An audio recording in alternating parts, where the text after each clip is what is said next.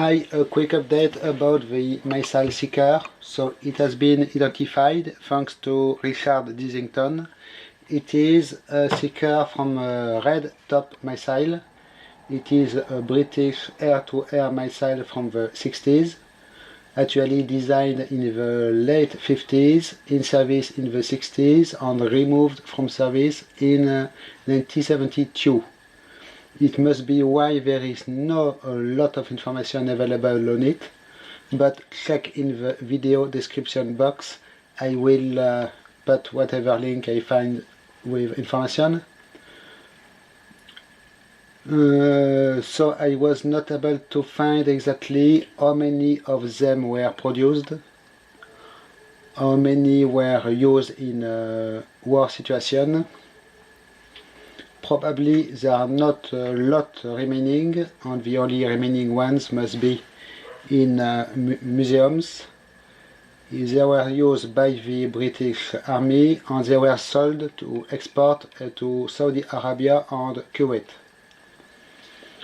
The design is actually pretty advanced for the time because it is one of the first use of a cryo-cooled sensor. It is a big progress after the Firestrike missile, which was quite a design fail, with the warhead in the tail, very inefficient.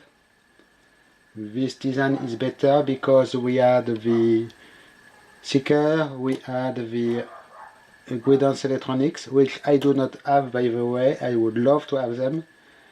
Then we had the gyroscope unit, and then we had the warhead, and then the powder motor, and then the wings actuators for to direct the missile, and then the motor thruster. So it was a better design, and it was the design which is not common for most missiles. Yes, I do not have the guidance electronics. I would love to see what they were like. Probably vacuum tube, I guess, in the 60s. Not really sure, but the missile was quite heavy, if I remember, 150 kilos or something like this. So probably quite chunky parts. I wonder what happens to this part when the missile explodes. If it is at 20,000 meters, it happens. There is no parachute, so even if it is not damaged by the missile explosion itself, it will hit the ground pretty hard. I do not often see parts recovered from battlefields, in fact from missiles which have been actually fired, and people retrieving parts. But it is not every day air-to-air missile is fired also. But I would like to see what the parts look like after they have been used. Okay, and here you have a prototype version 1.0 of my display stand. It is a quick and dirty display stand I made with whatever parts I had available around in half an hour. So it is probably not the final design, but it gets the idea, and also it allows to fine-tune the measurements. I just made a cross with bits of wood and used 4 aluminum pieces to support this standoffs here. It is pretty good, in fact, works so well, but it is not pretty cosmetically, I mean. So I will probably do something better. The problem, I have no access to heavy equipment for cutting materials, for cutting a circle in wood, for example. So it is why I use here cross design. It was much more easy to do for me. and here it is just a V cut in this metal part. Should be better to make a round cut, but it was easier and quicker for me for now. This is just regular aluminum pieces from the hardware store. It is the parts I use for my overhead light. It is some leftovers in fact. So there will be a better design later if I find the materials, or if I get the time to purchase the materials, and I will try to do something better, but for now at least it does the job pretty well. I would love also to find a nice plexiglass cone to put over it, but I believe it will be quite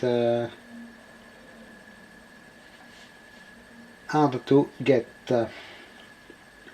Okay, so what else? Yes, this one is serial number 446, so it means they made at least 4045 other ones, which is quite a lot. Except if the first number is actually a year number, could be 1964 on serial number 46, for instance. I do not know, I did not find any production statistic. They were made by the Hawker Siddeley company, by the way.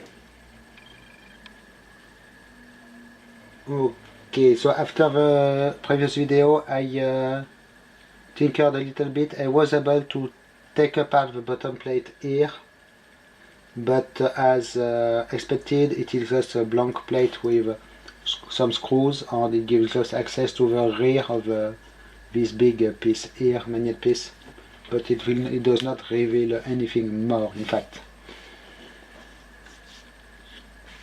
And yes, so I believe it will be all for now. I will continue to search eBay for other parts like this, but these are very hard to find. Some people suggested in the quiz video that it could have been Astro Compass.